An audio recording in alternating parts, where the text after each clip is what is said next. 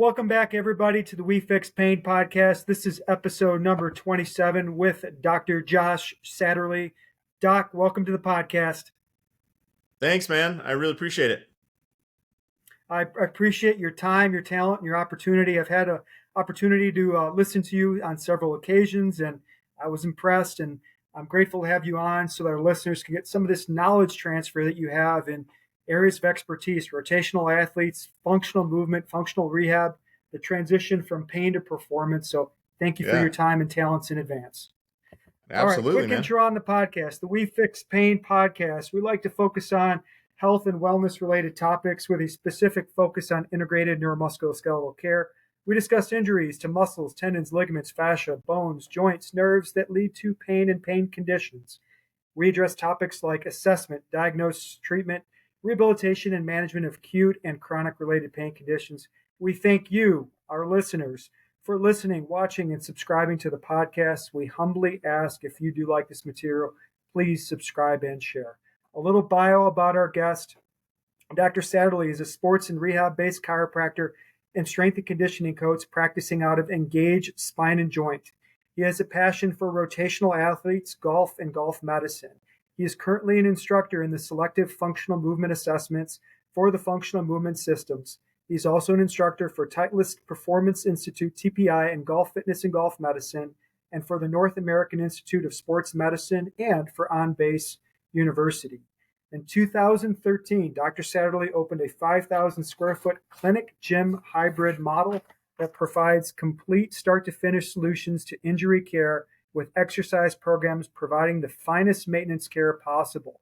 He ultimately created the clinic gym hybrid business model to train other practicing chiropractors, physical therapists in this model, and he consults on this model to universities, hospitals, and private clinicians. Dr. Satterlee is also the creator of a software program called Trust-Driven Care. It's a patient communication software that allows for better systemization of patient communication, leading to better trust within the doctor-patient relationship and improved outcomes.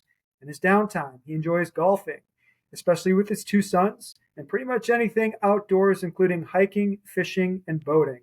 Doc, thanks for joining us once again. My pleasure. That's a mouthful, Doc. You've accomplished quite a bit. Well, when you put it on paper, it seems like it, but you know how it is. Like, you just do what interests you and try and do it a little better, and then you look backwards and you're like, that was a lot. I didn't realize that starting out, Kind of like doing a marathon. You run it, step by step, mile by mile. And next thing you know, you look back and you realize, dang, I really accomplished a little bit. But when you're in the middle of it, it's kind of hard to see the end of the forest through the trees. Absolutely. So, Doc, we brought you on because you're an expert. You're an expert in functional movement, functional rehabilitation. Yeah. Before we dive into the weeds, what are these terms? How do we define what functional movement is and what functional rehab is? Yeah, it's a good question. And I think it's always good to start out like defining terms. To me, functional movement is, number one, movement that doesn't hurt. Like, if it hurts, it can't be functional. Something's wrong in the system, right? Even Yonda said, like pain, what do you say? Pain, although undesirable, is a good sign that something's wrong in the system, right? And so I think it can't be painful. The second thing I would say is, does it produce the outcome you're looking for? So if you think in performance, somebody can throw a baseball 90 miles an hour. If they're in high school, that's going to get them pretty far, right? But if all of a sudden they wake up one day and for whatever reason, they can only achieve 70 miles an hour, something is not functioning in the movement they're doing. It's not functional anymore. It may still be movement, but it's not as smooth. It's not as friction free. It's not as I'm trying to avoid the word functional here, but like that's the word I keep coming back to. So functional movement is the one that, number one, is pain free, and number two, produces the best outcome we want. So however you want to achieve that is fine. It's not always achieved in the clinic or in the gym. It could be a technique thing. If you want to learn how to throw a 90-mile-an-hour fastball, you have to know the technique. You could have the best range of motion and a strong core, but that ain't gonna get us everywhere. Doc, so what is the term now? We've talked about functional movement. What does functional rehabilitation mean to you, taking it one step further? Yeah, I think that to me, rehab is getting you back to your baseline. So your baseline and that of Travis Kelce are a little bit different. I know that you're a pretty good physical specimen, Dino, but they're a little bit different. But if he can't run as fast as he normally did, go ahead. The women I date don't have multiple zeros behind their name either. Another difference. Well, not yet. Like give it time. You still got some years on you. But and to be fair, I don't care who he dated before. She had at least 3 fewer zeros, at least. Yeah. Yeah. But so rehab really, I think, is the process of getting you back to your baseline. Wherever you started right before an injury, rehab should get you back to that point. Maybe a little bit more above that point, a little more resilience, but that's basically it. And I think rehab in the sense of like drug rehab is getting you back to where you were before the addiction. It's just a simple term. I like what you said, process, because sometimes I think we focus on, these little bitty things, and we forget that it is taking it step by step. It is tinkering with it. It is conducting an orchestra to make all things fire correctly to get the desired outcome. So I'm glad, and I like the word utilization of the word process, because I feel very much that's what it is. Yeah. Doc, so one of the things that you teach and instruct on is this assessment lens. And I'm going to use the term assessment lens to best define it, called the Selective Functional Movement Assessments, the SFMA. What to you is the SFMA, and how do we utilize this tool to kind of assess patients in pain and kind of navigate this process of pain to rehabilitation? Yeah. Do you remember like going early in school, going through like physical exam, and they taught you the cardinal motions of the eye, like what directions the eye can move, right? I asked this because last night I just happened to go to the ER for an issue, and they did the cardinal vision, cardinal motions of vision on me, or cardinal motions of the eye. And I bring that up as if you were examining the eye, we can think, should it look up, should it look down, should it look left, right, and hit just all those corners, right? It's normal movement for the eye. Well, what the SFMA is normal motion for the body that we check in just a SOP, or a standard operating procedure. Things like, can you flex? So we call it the multi-segmental flexion pattern. But like, can you bend your cervical spine forward? Can you bend over to touch your toes? What's it like when you flex and you load your posterior chain? However you want to think it, right? To do normal things, we should be able to flex every day, right? That's just a normal pattern of movement. Well, if we can flex, then you kind of have to do the opposite, which is you should be able to extend, right? Like put your arms up overhead, lean back, and we should see an anterior weight shift. We should see a reversal of your spinal curve. We should see the hips go into a little bit of a exaggerated, or get into that however many degrees of hip extension you have, a little tilting of the pelvis. These are normal things. And then, well, what do we call it when one side of our spine flexes and the other extends? That's basically rotation. So we want to check rotation to the left and rotation to the right, right? And then if you thought, okay, well, if I'm going to check the whole body top to bottom, I would want to see it flex. I'd want to see it extend. I'd want to see it rotate. I'd probably also, it's probably worth it to check the cervical spine on its own, because it's a funky structure, right? It has a couple cool things about it. And there's a lot of motion that occurs at like CO, C1, and C1, C2. Like 50% of all the cervical motion comes from those segments. So we examine the cervical spine by itself, and then we combine some patterns for the shoulder. So, you might want to look at external rotation. You might want to look at extension. And really, what is that? It's like Apley's scratch test, right? Can you go over your head and touch the opposite side? Can you go behind your back and touch your opposite shoulder blade? So those are shoulder patterns 1 and 2 in the terminology of the SFMA. So now we've checked the cervical for flexion and extension and rotation. Check the cervical spine. Then we've checked the shoulders for their combined motions. Now we've taken the rest of the trunk and the hips and checked them in flexion, extension, rotation. And then finally, when we go to locomote or move or do anything else, a big part of that is, can you stand on one leg? So we check one leg balance, right? And we check that on both sides, both with eyes open and eyes closed. And then finally, we check the squat pattern. The squat is basically putting the lower body in flexion as you put the upper body in extension, or the trunk in extension, right? We've since kind of polished that one up to check a deeper squat, but that's really what we're looking for. If you follow the same kind of process every time, you're less likely to miss things and make mistakes in anything you do, right? In anything. So, when you have a new patient, you almost always follow the same SOP, right? Like history, vital signs, history, neuro exam, orthopedic exam, range of motion. Like everybody kind of follows this kind of thing. Then palpation of the specific areas. We maybe don't think of that in the right pattern, but if you just make sure that every time you always take vitals, what's the likelihood you're going to catch a few things? Pretty high, right? Like if I just have that, if I always check blood pressure, I'm going to find some 40, 50, 60-year-old male that's like off the charts, and that's why he's complaining of headaches. If I always check respiration, it sounds silly, and that's probably like the lowest valued vital sign to most like chiropractors, acupuncturists, physical therapists, right? Is like breathing.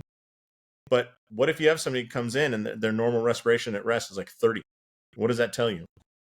Well, something's off, right? Yeah, but if you don't pay attention and you don't do it every time, we're not going to catch those people. So if we apply that to movement, all that the S wants to do is let's look at the same patterns in every single patient from head to toe, even if they're complaining of a wrist complaint, a low back complaint, a neck complaint.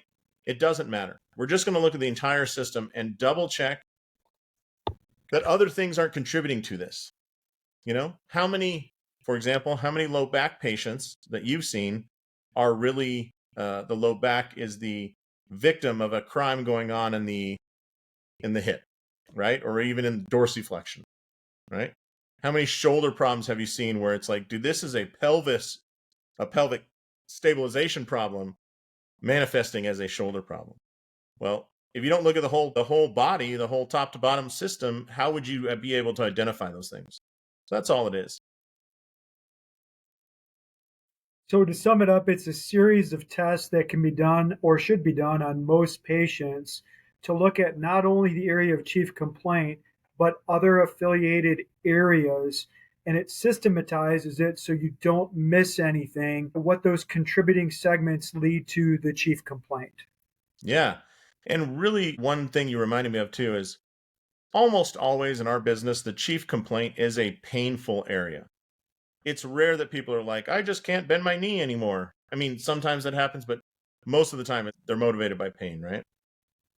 Well, what we look for in the SFMA is not just where is it painful, but we look for the most dysfunctional, the most that is non-painful. Because it gives us two things. Number one, if it's not painful, the chance of making it worse is really, really, really low.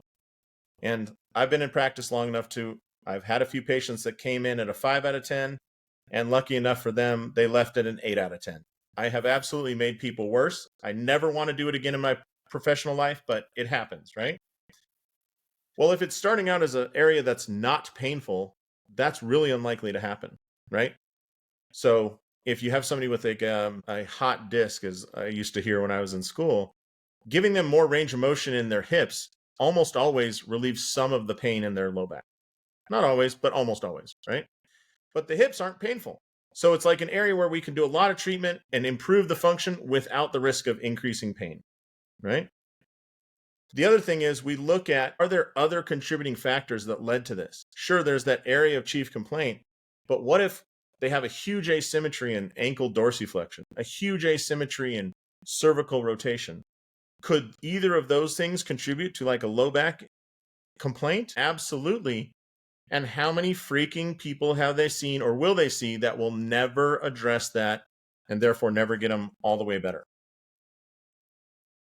Yeah, you bring up an interesting point because there was a case example this past week of a patient who had a chronic low back pain and dysfunctional patterns, toe touch, extension, rotation. Interesting little tidbit. He came in with a crick in his neck. He had significant limitation of range of motion, and he said, "My back never felt better.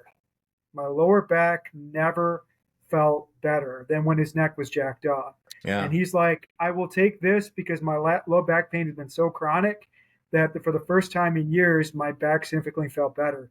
So this Yeah. concept of regional interdependence that you're describing, in this situation, it went the opposite way, but Yeah. one segment can lead to the next, and you don't know until you assess or flush it out. Yeah. And I would tell everybody listening, if you're a younger clinician and you want to impress people, when you get the opportunity for somebody to say, I've had this for 6 years, if you hear, the description of a chronic condition, years, a decade sometimes, if you hear that, I would say, if I could go back, a way to make yourself quote unquote famous in your community is just listen to what they've had done and don't do any of it.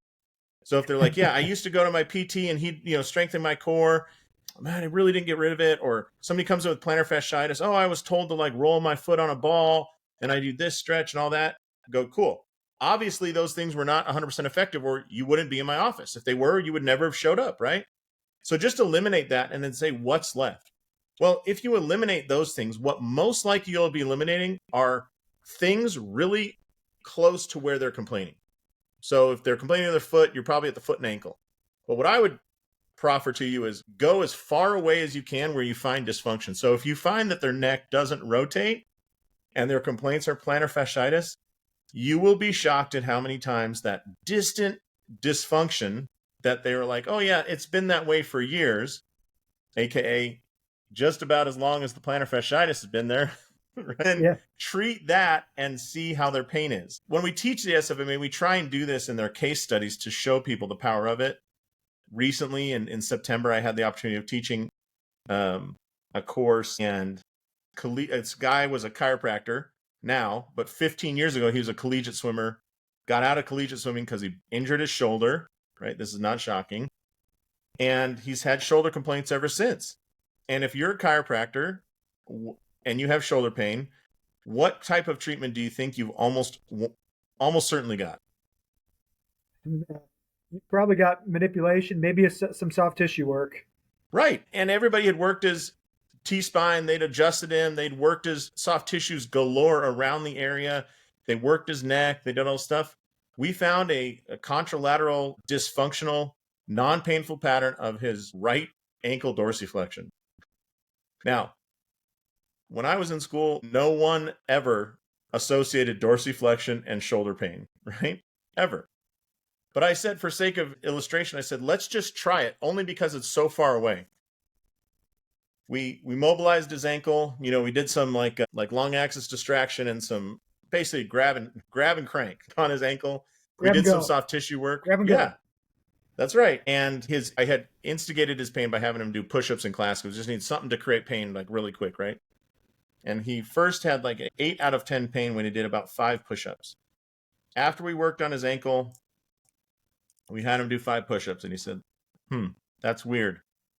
There's no pain. So we did 10 more. And he said, there's still no pain. So he did 10 more. And he said, I'm fatiguing because I haven't done this many push-ups in a long time because my shoulder hurt. But there's no pain, right?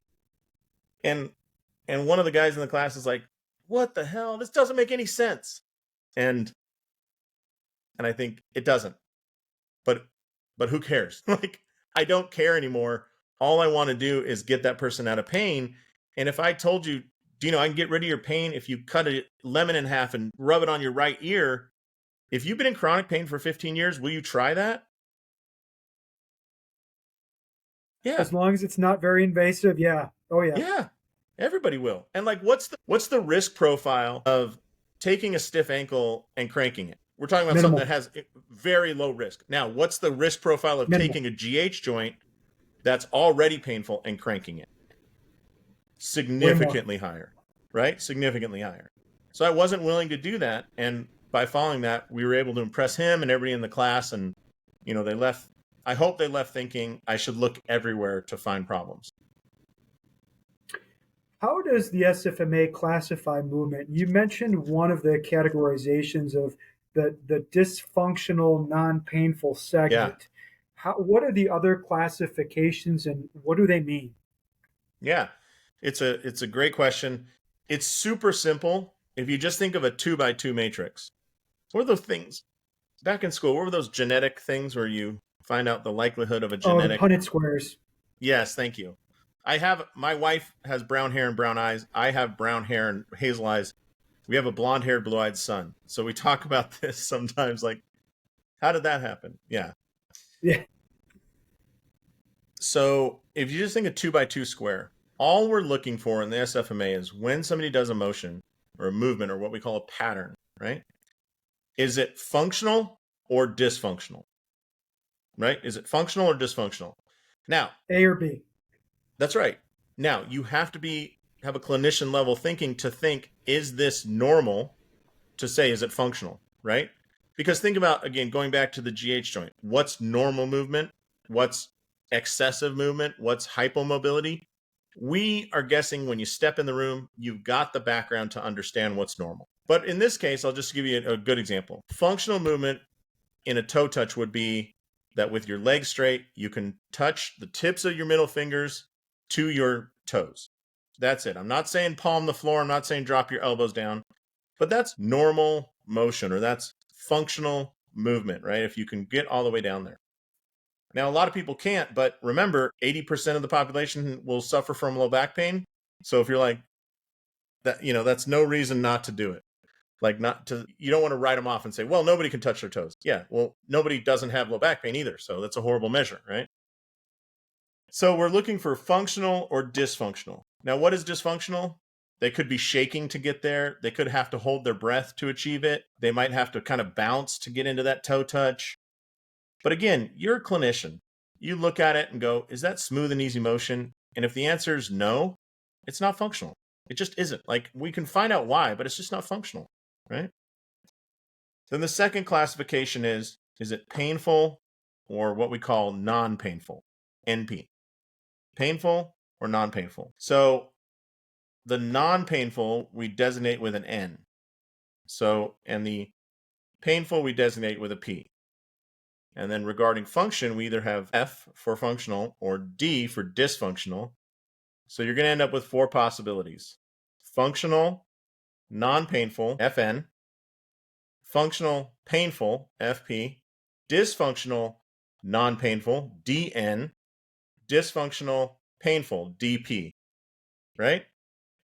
And so let's rank order these and which ones should get treated. Okay? So that people can understand this.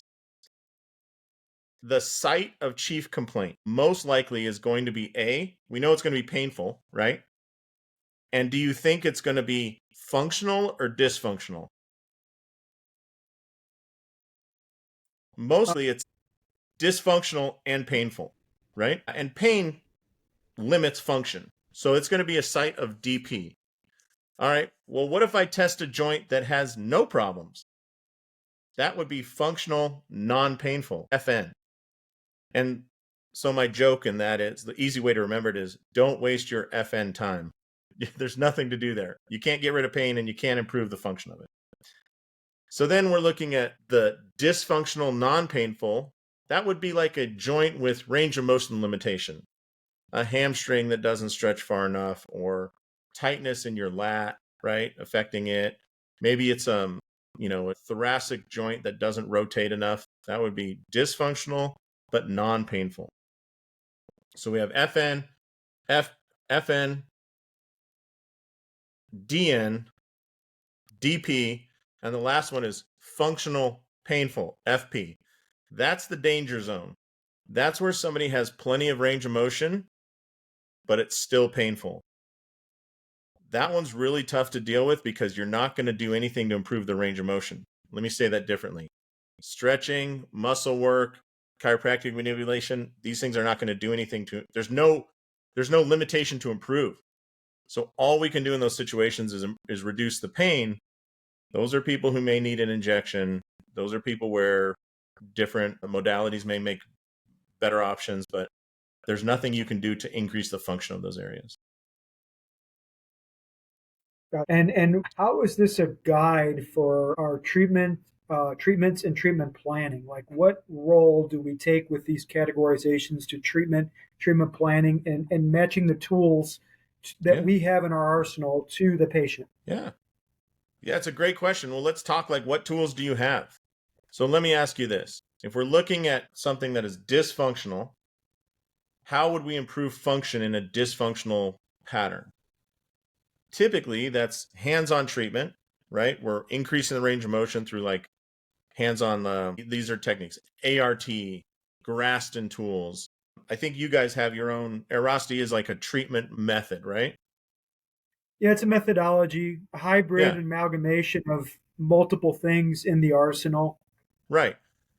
Most likely those will be focused on more improving function on that side of the coin, right? Then we Yeah, look at generally we pain. can think about them as mobilizing Right. strategies Yeah, and pain reducing strategies to create right. mobility windows or tools. Right.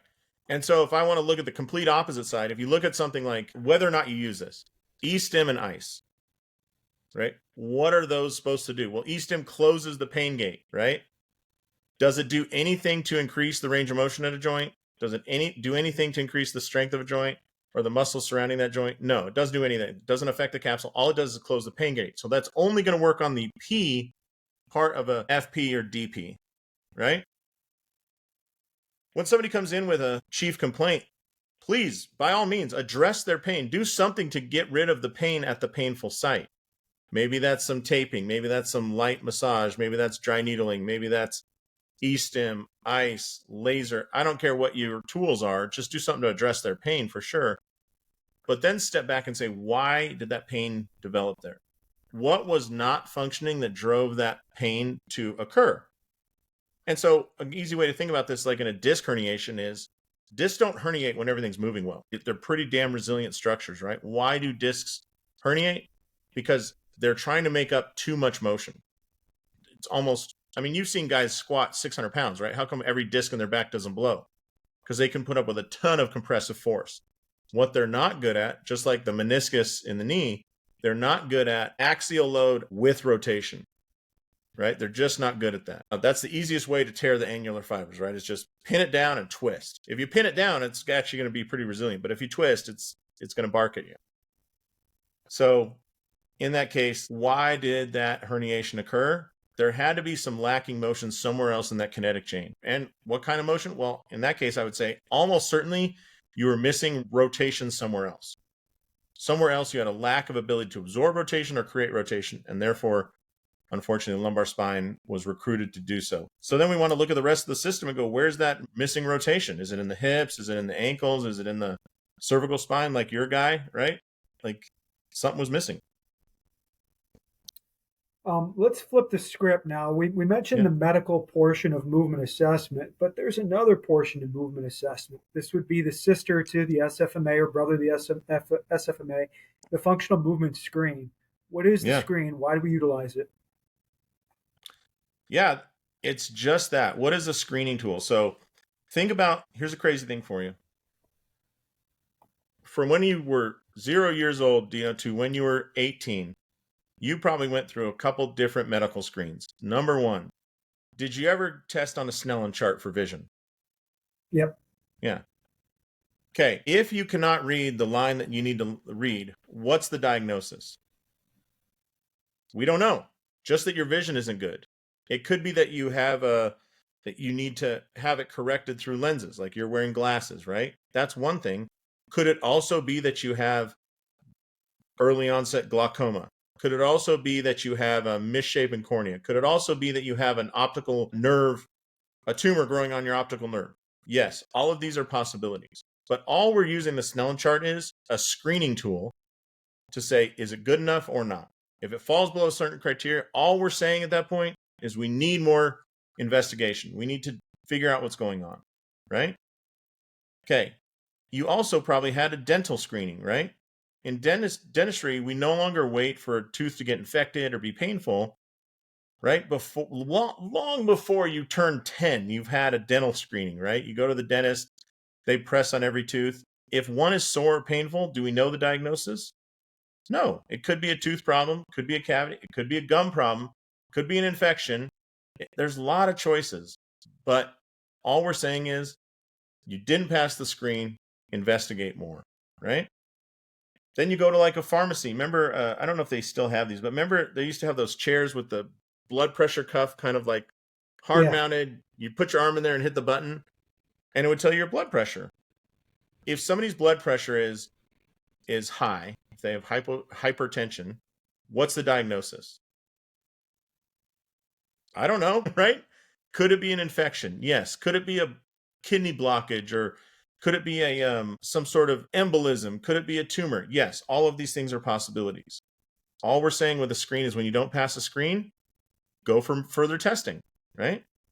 And so the funny thing is that orthopedic type injuries or musculoskeletal injuries or neuromusculoskeletal issues are predominantly the thing that more people will suffer from than cardiac issues, right?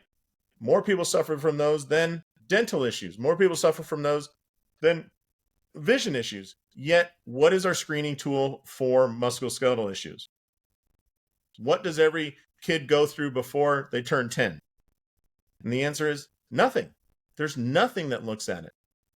And it's like, that's a crazy thought. It's so important. And the half of the medical system is paying for, low back pain and shoulder pain and neck pain and hip pain and foot pain.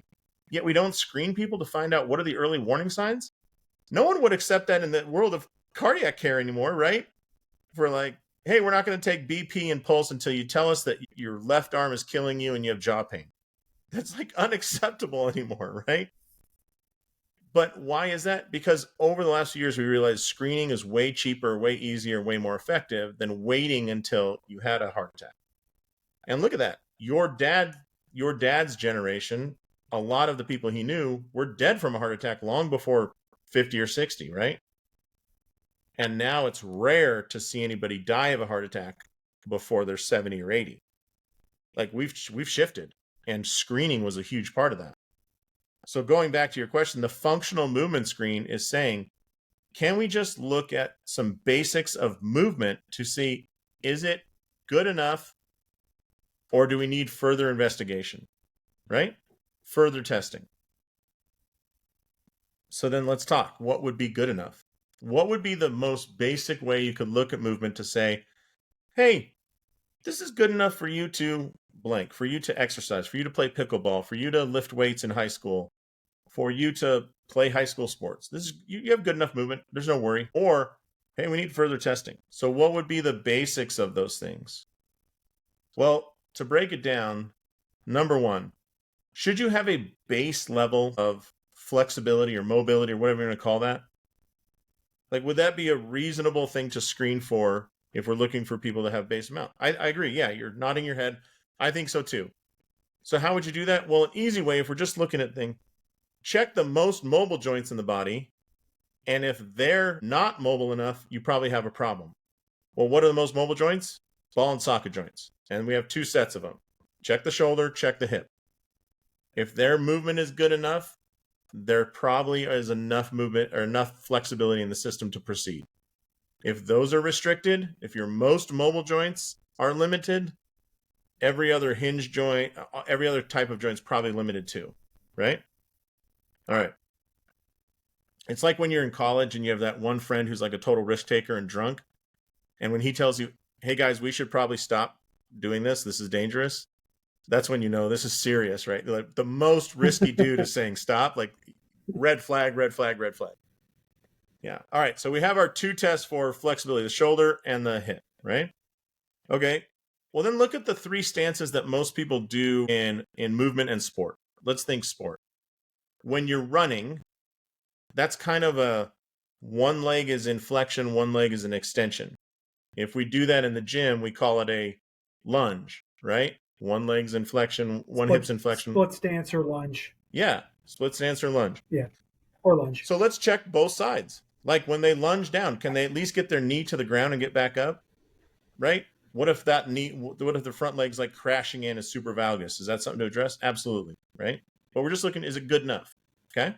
So we look at the lunge pattern. If you are a catcher, if you are late at night looking into a bottom cabinet, if you are getting down to talk to a young kid, what are you going to do? You're probably going to squat, right? You're going to put both legs into flexion while maintaining an upright torso. So let's just check the squat. So we have lunge and squat. Okay. What else would you do? Well, you might climb stairs. You might step up onto an object. So let's just check the stepping pattern. That's one leg stance, right? Maintaining single leg stance while putting the other hip into active flexion. Okay. Let's just check, can you step over a normal height? And what we say is normal is, can you step over the height of your own tibia, right? So if we look at stepping, lunging, and squatting, we have the three basics of the way we move, or the lower body patterns. And if you know of one besides that, let me know. But I think that covers like 90% of all sports. And then we look at, are you generally flexible enough? Then we only have one more question. If you can move those joints and you're flexible enough, can you stabilize your body, right? In that kind of long axis. Well, when it's coming to stability, you want to know, can you resist extension and can you resist rotation? And so we have basically a bird dog test for rotation, and then we have a plank pattern for extension or resisting extension. And if you test good enough in all of those, we think, yeah, that's functional enough to move on. It's just a screen. But if it's not, further testing is needed. I remember reading the book a couple of years ago. Did they remove the active straight leg raise from the assessment, or No, that's did I where I miss said that? check the flexibility of the hip. Ah, gotcha, Yeah. gotcha. Yeah. Sorry. Yeah, that's a good point, because it's fast, it's easy, it's a gold standard test. Do the ASLR. Yeah. Gotcha, gotcha. And what Doc is referring to is there's a squat, there's a lunge, there's a hurdle step. That's single leg stability and being able to control that movement. Bird dog, but they test ipsilateral, same side, arm and leg pattern, and then contralateral pattern, opposite arm, opposite leg Mm-hmm. coming together. The ball and socket is lay on the back, straight leg raise, core stabilization, movement of one. There is shoulder patterns and shoulder mobility. Can you reach and touch these guys together? And you can tell my shoulder mobility sucks. I'm a middle-aged male, so not good. Throw myself under the bus when it's deserved, but that's what Doc's referring to. So now we have these patterns tested. What do we do? What do we use this information for? Yeah, it's Or how just do a we how do screen. we grade? How do we grade the pattern? It's a good question. Okay, so it's graded 0, 1, 2, or 3. Okay, 0 is whatever we ask you to do, move your shoulders, ASLR, do a plank. A 0 means there was pain. What does 0 mean? Further testing is needed. Why the hell did you have pain in doing a basic motion, right? Okay. A passing grade is a 2. So just think good enough is a 2. Okay? Excellent movement is a 3. If it's super smooth, super crisp, there's no limitation, you would grade a 3. And then if it's not good enough, but it's not painful, that's a 1, right? So that's somebody, maybe they have horrible mobility, or they can't get down in a squat, or they have the valgus knees in a squat, but they're not painful. So it's just a 1. And when you look at all those things, your 0s and 1s, just investigate why are they so bad? Like, these are not hard questions, but it just means we need further testing, you know? I mean, I'll give you a perfect example. My son is 15 years old and he played freshman football. Okay.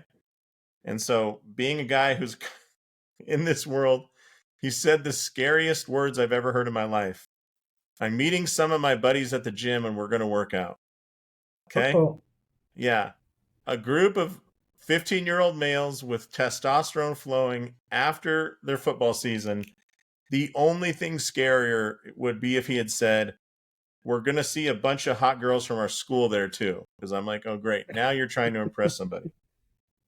So if I had it my way, every one of his buddies he's going to work out with, I do a quick FMS on them to know, are you safe to be dumb? Because you're going to be dumb, right? Are you safe enough to be dumb? Or should we really tell you, dude, don't do this because I'm worried about next year's season? You know? Like, if somebody has a single, if they're squatting down and just one of their legs is valgus, and you're going to be around your buddies and they're like, well, let's load it heavier, man. Come on, dude. Don't be a wuss about this, man. Just go for 225, bro. You got it. I'll spot you. That could be a season ender for next year, right? Well, how do I know that? I just run them through the same test, the same screen. I shouldn't even say test. It's a screen. And a screen is just pass or fail. Doc, let me move on here in a second. Let me just contemplate. Can you give us an example of a patient you've seen recently or off the top of your head where you started with pain, you went into your SFMA, you had some success, you transitioned them to an FMS that ultimately led them into the gym or a rehab model? Is there something that kind of illustrates this transition that can use as a case example? Yeah, I think number one, we got to admit to ourselves that ain't going to happen in 3 days, right? Like we can do a lot for pain and we can do a lot fast, but the transition to gym may take a little bit of time. But I would say this, the FMS, the history of it, the functional movement screen, was actually discharge criteria for Gray Cook, who's a famous physical therapist and the creator of the FMS and the SFMA. When he would get done with people in the clinic, he would say, I want somebody else basically to check my work. Like, is this person truly good, or do I think that he's good because in my mind, I rehabbed that right knee and I did a really good job, blah, blah. There's a lot of athletes out there whose right ACL blew because their left leg is so weak. And their left leg needed some rehab, but the only one that focused on was the one that had surgery, right? So he said, let's look globally, like, did I miss anything big that I should have seen and address it? So you could think of the FMS as your discharge criteria. In a perfect world, you as a clinician would say, all right, I say that Billy Bob here is good to go. And you'd have like a tech or a assistant or something come in and be like, all right, I'm going to take him in another room where you can't watch. I'm going to do the FMS. He should score a 2 everywhere because it should be good enough to move everywhere. If he still has pain, a 0, or it's really, really crappy movement, I'm going to tell you, you're not as good as you think you are. That's basically it. But going to your question, I actually had an old cat, this old guy named Andy. I love working with golfers, and the group I really love working with are these old crusty country club golfers, right? They play a lot of golf, they drink a lot of scotch, and they pay a lot of money in clinic, right? So I always say my patient base is mostly male, mostly pale, and mostly stale. I like So, that. anyways, You're like you're like the Eminem of rehabilitation lingo, right? Like you may with that have beat Brett Winchester. That's hard to do. wow, it's tough to beat somebody based in Troy, Missouri, at who can treat the older, crustier dudes, but like he has a geographical advantage. He Anyways, does, and he's got the lingo. But that was solid, man. You did yeah. yourself right there. So so Andy comes in, and Andy is 68, somewhere between 68 and 70 years old, right? When I said, have you had any major surgeries? He says, no. And then I said, all right, tell me about your hips. I've had both replaced, the right one twice. How are your knees? My left one's been replaced. Any surgery? Yeah, I'd had what do you call it when they remove your Achilles and reattach it? Yeah, A, t- reconstruction. a, a tendon, whatever, tendo maximus or whatever. He had that surgery. He's had a rotator cuff repair, but besides that, no major surgeries. That was what I found in his history. I was like, Jesus, Andy, what do you consider major if these are minor? So, anyways, just a ton of history, ton of pre-existing conditions, all that stuff. And he was an accountant, finally able to kind of retire, and he's like, I want to play golf like 3 or 4 days a week. That's my passion, right? And there's a guy that probably was playing once a month, consistently maybe twice a month. So as soon as he ramps up to 3 times a week, he retires and just like gonna get after it. Immediately, everything starts hurting, right? Shoulder hurts, this hurts, balls are going everywhere but in the hole, and he's feeling like crap, right? So we run him through, and he was an accountant for years, so he sat in front of a computer, in front of a ledger, right, and just did it. So his trunk, I shouldn't even say thoracic spine, his trunk rotates like 50% of normal, right? And his hips are, if they have 50% of their normal motion, we're in a good place. So I'm like, okay, you got a dude who's going to aggressively swing a golf club and apply activity on an unstable surface in questionable conditions, sometimes wet, at 68 years old, who has multiple replaced joints and only 50% of the rotation. What? If you buy a Ferrari, What could go wrong? yeah. What could go If you buy wrong? a Ferrari, deflate 2 of the tires, and then start drag racing, something will break. Like, we know that. So we do everything we can. We test the SMA, and sure enough, his thoracic spine, his right hip, left ankle. I'm trying to remember. A bunch of dysfunction up and down, right? So we start treating that stuff. And this is one thing.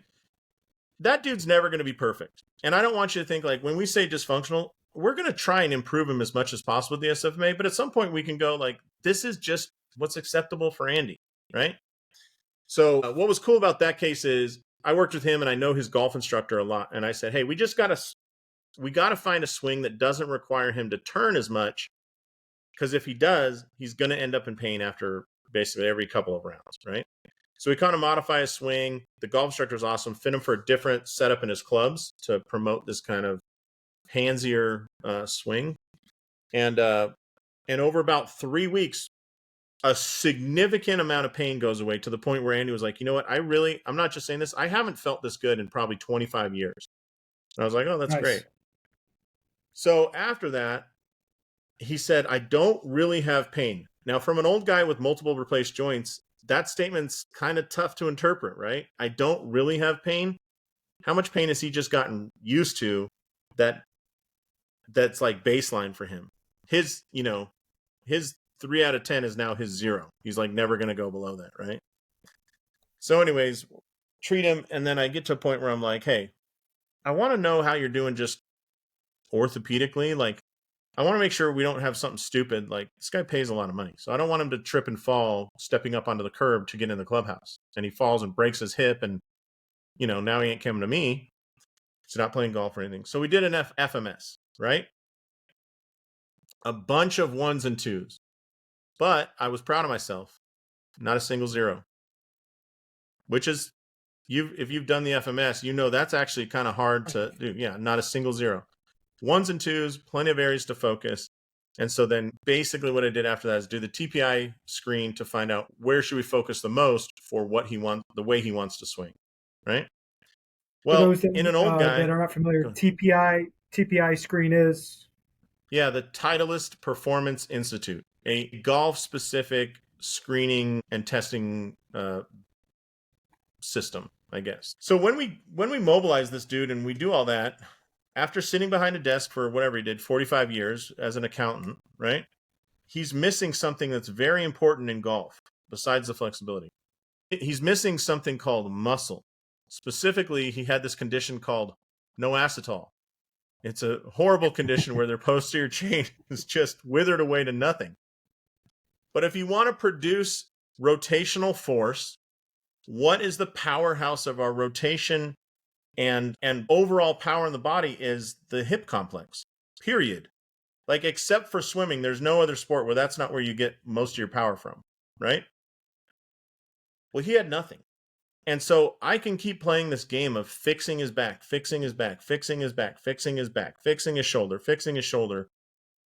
But really what he needs is generally to get stronger, right? Generally to get stronger.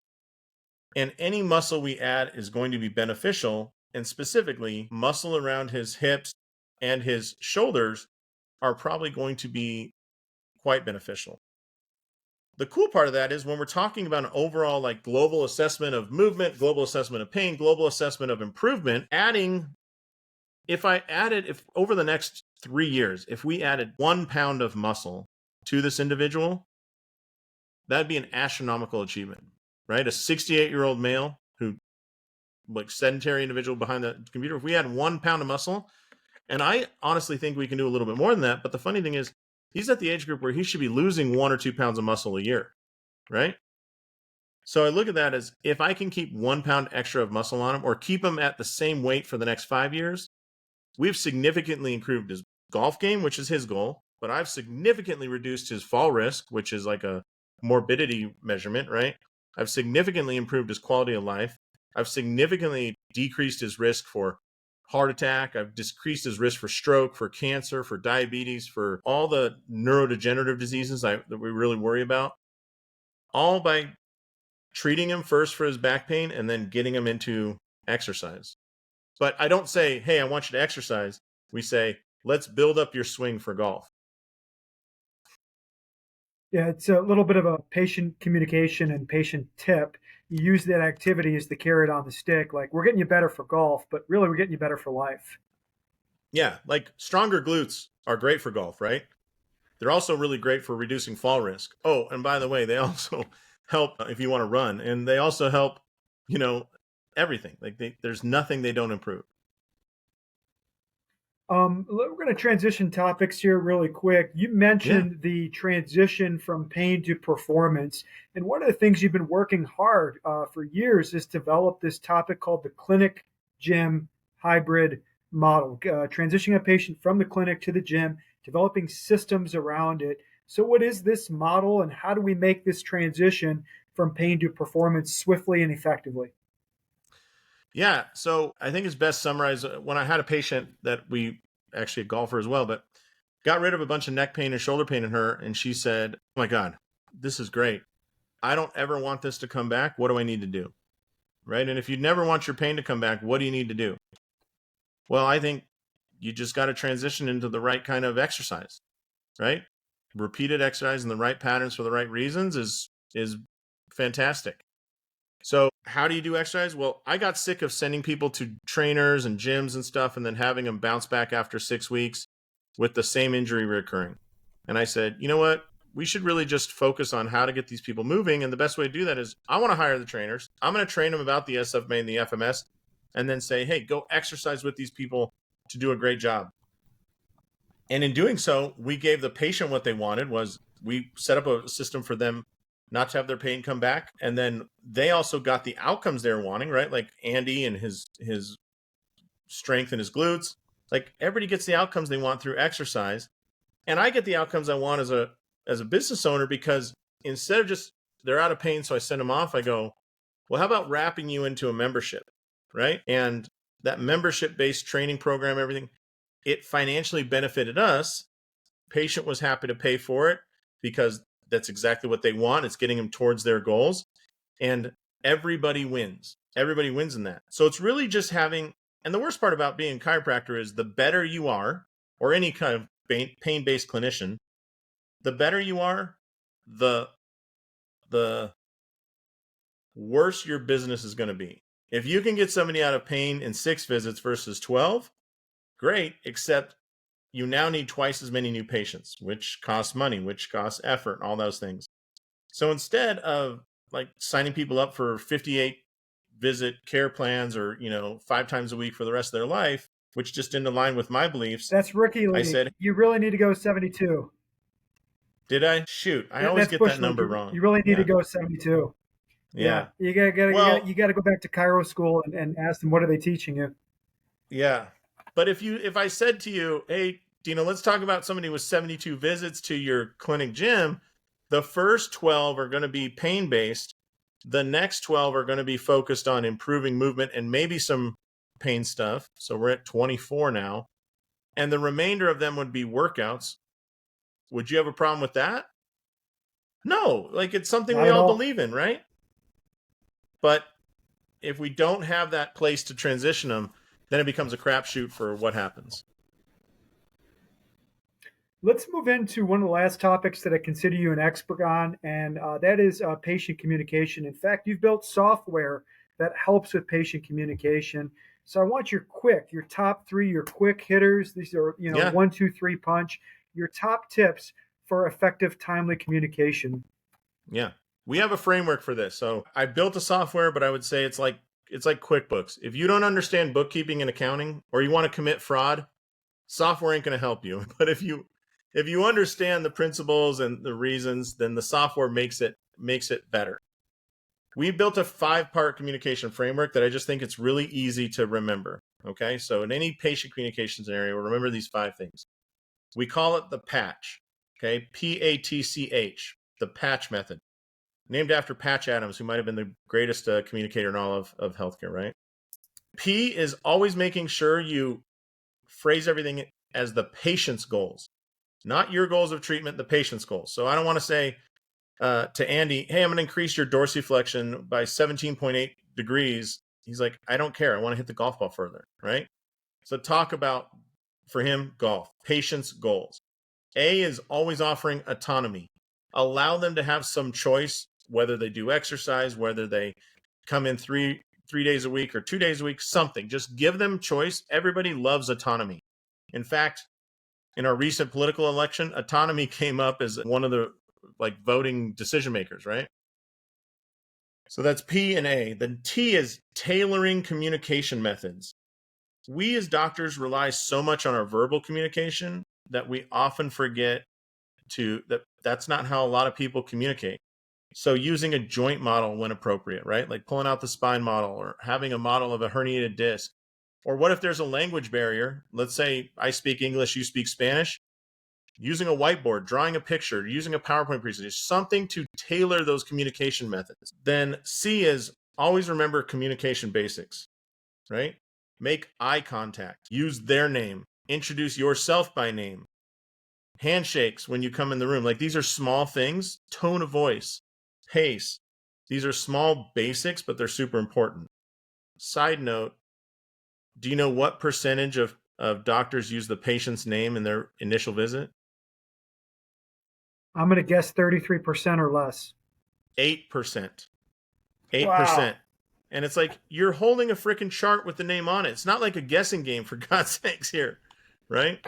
And if you want to be in the top 2% of all healthcare practitioners, here's how you do it. Use their name on this initial visit and introduce yourself by your name. That's all you got to do. You'd be in the top 2%. But nobody does it. So that's C, communication basics. And then the H in our framework is humility or humanize. So you are the smartest person in the room. I mean, look at you, buddy. You have thousands and thousands, tens of thousands of hours of training. People are hiring you because you're the smartest person in the room. But none of your patients want you to rub that in, right? They want a human being. They want to know that you've been through similar pain. They want to know that you have a dog named Scrappy. They want to know that, you are training for a marathon and you have hard days and easy days. And, they want to know you're human too. And then when they do that, they form a bond. We form bonds with humans, right? If I got on this podcast and only talked about highlights and said I've never screwed up people, no one would connect, right? That's just not a human experience. And so there's research I could show you that actually says people will score you higher as a physician if you make small mistakes and correct yourself in front of them. Now, they don't want you to go, man, I thought it was the flu. Turns out it's a glioblastoma, dude. Sorry, you lost. They don't want that mistake. But it's not bad to go, hey, Joel. Oh my God, I'm so sorry. It's not Joel. I know it's Joseph. Last patient was Joel. I'm so sorry. It's good to see you. A small humanistic mistake will drive up your patient satisfaction scores. Top recommendation for increasing home care compliance. Communication and trust. I would say go back to the framework. Why aren't patients doing their homework? Because they don't understand how it connects to their goals. Get over that hump and you'll solve 80 to 90% of your issue. But when it's like, do this dorsiflexion exercise to increase it so that your dorsiflexion improves, they're like, I don't care. I came to you to play more pickleball, right? Phrase it in their goals. This will help you hit the ball further. This will help you create that shot. This will help you run farther. This will help you beat your friends. Those are all motivators. You had an interesting post today, which I did see, about empathy. Yeah. Can you revisit that for a brief second? Yeah. I found it very interesting. Yeah. So I wrote a book a couple years ago called When Empathy Is Not Enough. It looks like this. And good product placement, by the way. Thanks. I had a friend who unfortunately was misdiagnosed by 7 different providers, 2 chiros, 2 PTs, a GP, a nurse practitioner, and a PA. Was told he has mechanical low back pain. Turned out he had colon cancer that had metastasized to his spine, right? By the time it was found, he had 6 weeks to live, right? He went through a 7-month-long journey. Nobody ever said you need this. During his initial visit with a lot of these people, he said things like, oh man, I've been taking so much Advil. I'm sure that's why there's blood in my stool. And because I'm taking so much Advil and my stomach's upset, I can't eat, and that's why I've lost 30 pounds in the last month. And I really appreciate what you're doing, Doc, but nothing really seems to help, and my pain is there at night, right? Those are 3 blatant cancer red flags. And when I went to visit him in his last 6 weeks, and I said, Ryan, why didn't you tell anybody this? And his response was, I tried, but everybody's really busy and stuff, and I just didn't want to I didn't want to slow them down. They all seemed distracted. I didn't know when the good time was, etc. And I was like, what the hell? Like, the system failed my friend. It failed my friend to the point where he lost his life. And it wasn't just chiros, it wasn't just PTs, it wasn't like everybody failed. The system failed, right?